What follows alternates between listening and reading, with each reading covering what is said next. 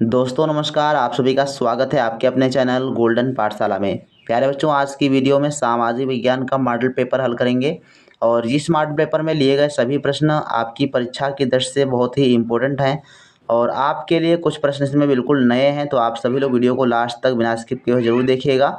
इसके अलावा आप लोग प्लेलिस्ट में जाकर अच्छे से मॉडल पेपर, स्पीड टेस्ट और जो है प्रीवियस ईयर क्वेश्चन पेपर को भी हल कर सकते हैं। तो आइए शुरू करते हैं वीडियो को। एक बार अपने दोस्तों के साथ वीडियो को शेयर कर दीजिए। 126 नंबर प्रश्न बच्चों कहता है कि बंगाल विभाजन किस वर्ष से संबंधित है, अर्थात बंगाल का विभाजन जो है कब हुआ था। तो ये क्वेश्चन आपको बहुत इंपॉर्टेंट है, ध्यान रखिएगा। बंगाल का विभाजन 1905 में हुआ था, इसमें आपका सेकंड ऑप्शन सही है। और ये किसके समय में हुआ था, तो लॉर्ड कर्जन उस समय जो है बंगाल के गवर्नर थे, तो इसको आप ध्यान रखेंगे। 127 नंबर कहता है कि भारत में देसी राजाओं को अपने अधीन करने हेतु सहायक संधि योजना बनाई गई थी। विलियम बेंटिंक, इरविन वेलेस्ली या फिर कैनिंग। तो सहायक संधि ये किसके द्वारा लागू की गई थी, तो लॉर्ड वेलेस्ली के द्वारा। इसमें आपका थर्ड ऑप्शन सही जवाब हो जाएगा। 28 नंबर क्वेश्चन कहता है कि सती प्रथा पर रोक किस गवर्नर जनरल ने लगाई थी। तो वेरी इंपॉर्टेंट क्वेश्चन है। विलियम बेंटिंक, इरविन नॉर्थब्रुक या कैनिंग। तो सती प्रथा पर रोक लगाने का काम किया था विलियम बेंटिंक ने, और ये था 1829 ईस्वी, जब कानून बनकर जो है इसको कानून बनाकर सती प्रथा का अंत कर दिया गया था। 129 नंबर क्वेश्चन है, सत्यार्थ प्रकाश पुस्तक की रचना किसने की।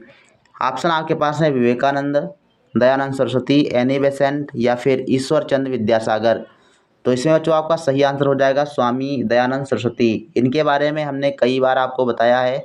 इन्होंने आर्य समाज की स्थापना की थी और ये कब की थी, तो 1875 ईस्वी, आप याद रखेंगे। और इन्होंने कहा था कि वेदों की ओर लौटो, तो इन सभी चीज़ों को आप याद रखिएगा।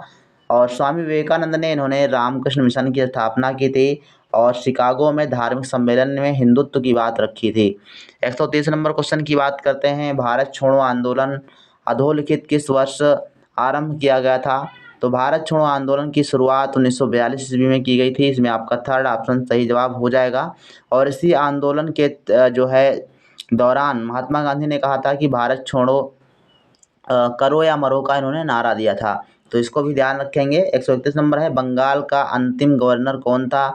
Lord Clive, Warren Hastings, William Bentinck या फिर माउंट बेटन। तो सही आंसर है थर्ड ऑप्शन, विलियम बेंटिंक थे बंगाल के अंतिम गवर्नर। नेक्स्ट क्वेश्चन की बात करते हैं। 132 नंबर, सत्य शोधक समाज की स्थापना किसने की थी।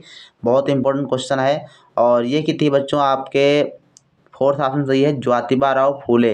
इन्होंने जो है सत्य शोधक समाज की स्थापना की थी और इन्होंने पुस्तक लिखी थी गुलामगिरी। इसको भी आप याद रखेंगे, गुलामगिरी इनकी पुस्तक है और सत्य शोधक समाज की स्थापना की थी। 133 नंबर क्वेश्चन है, सहायक संधि स्वीकार करने वाला प्रथम राज्य कौन था। ऑप्शन है अवध, मैसूर, हैदराबाद, सतारा। तो सही आंसर बच्चों हो जाएगा हैदराबाद। और हैदराबाद के जो निजाम थे उन्होंने सबसे पहले सहायक संधि स्वीकार की थी। 134 नंबर है, 1942 में भारत में कौन सा मिशन आया था। तो इसके बारे में बहुत अच्छे से चर्चा की थी। 1942 में आपका क्रिप्स मिशन भारत आया था। और इसके अलावा ऑप्शन की बात करें तो वेवेल मिशन ये 1945 में भारत आया था। साइमन कमीशन 1928 ईस्वी में भारत आया था। और कैबिनेट मिशन 1946 ईस्वी में भारत आया था, जिसके तहत भारतीय संविधान का निर्माण हुआ था। तो 134 का राइट आंसर आपका सेकंड ऑप्शन हो जाएगा, क्रिप्स मिशन 1942। गदर पार्टी का गठन किसके नेतृत्व में हुआ था। लाला हरदयाल, अरविंद घोष, भगवान सिंह, प्रफुल्ल चाकी। तो राइट आंसर आपका है फर्स्ट ऑप्शन, लाला हरदयाल के नेतृत्व में जो है गदर पार्टी का नेतृत्व होता है। 136 नंबर है, माई एक्सपेरिमेंट विद ट्रुथ के लेखक कौन है। तो पहले ही पढ़ाया जा चुका है।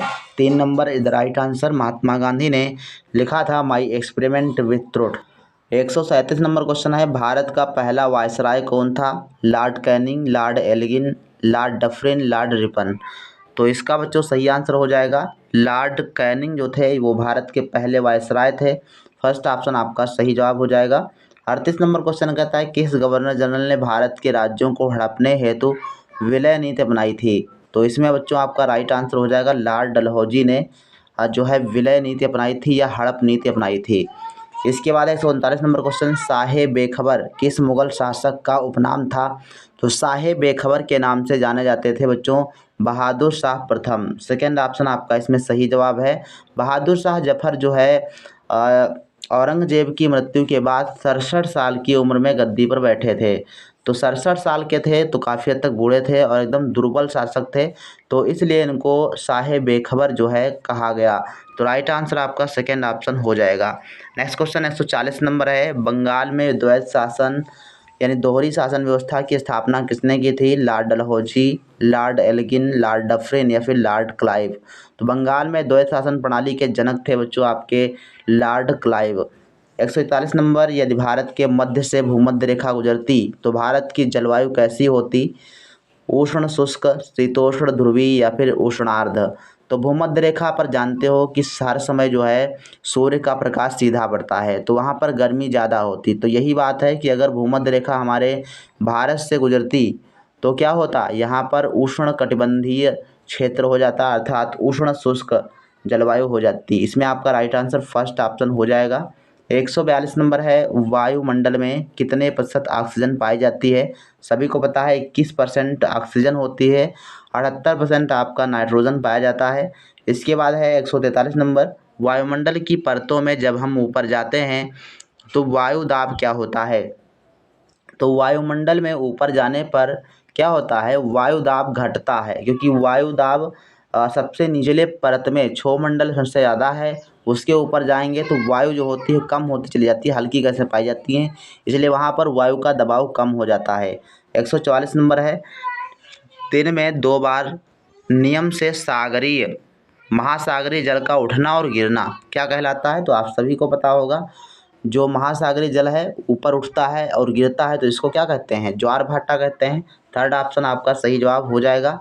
145 नंबर है। निम्नलिखित में से कौन सी गैसें हमें सूर्य की हानिकारक किरणों से बचाती हैं? तो 45 का राइट आंसर क्या है? ओजोन। तो ozone is the right answer, जो हमें सूर्य की किरणों से बचाती हैं। इसके बाद है नेक्स्ट क्वेश्चन 46 नंबर। वायुमंडल की किस परत से रेडियो तरंगें वापस आती हैं? क्षोभ मंडल, संताप मंडल, आयन मंडल या फिर मध्य मंडल। तो इसमें आपका राइट आंसर हो जाएगा आयन मंडल से रेडियो तरंगें वापस आती हैं परावर्तित होकर। 147 नंबर है। वायु प्रदूषण का सर्वाधिक प्रभाव वायुमंडल के किस भाग पर पड़ता है? तो ये बच्चों होता है क्षोभ मंडल। क्षोभ मंडल में ही तो सारे क्रियाकलाप होते हैं, तो उसी में सबसे ज़्यादा जो है प्रभाव पड़ता है, और सारी गैसें देखा जाए अधिकतर गैसें क्षोभमंडल में ही पाई जाती हैं। इसके बाद देखो नेक्स्ट क्वेश्चन है 148 नंबर।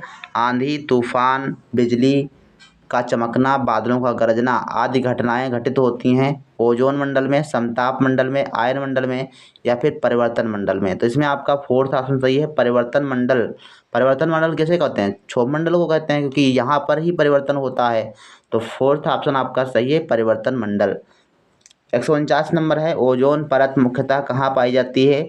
तो ये पाई जाती है बच्चों समताप मंडल में। फोर्थ ऑप्शन आपका सही जवाब है।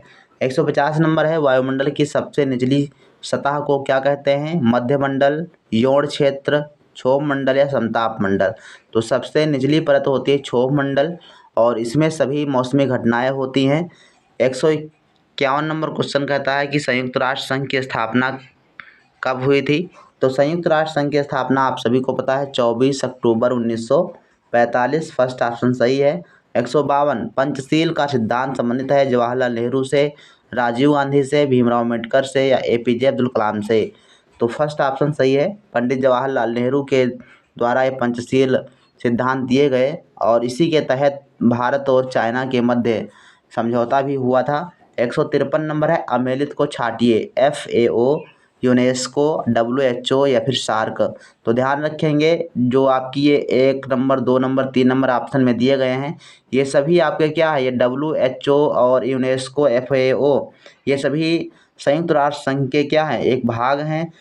जबकि सार्क जो है ये अलग अपना साउथ एशियन जो है संगठन होता है, जिसका मुख्यालय काठमांडू में है। इसके बाद है नेक्स्ट क्वेश्चन, तो इसमें फोर्थ ऑप्शन आपका सही हो जाएगा।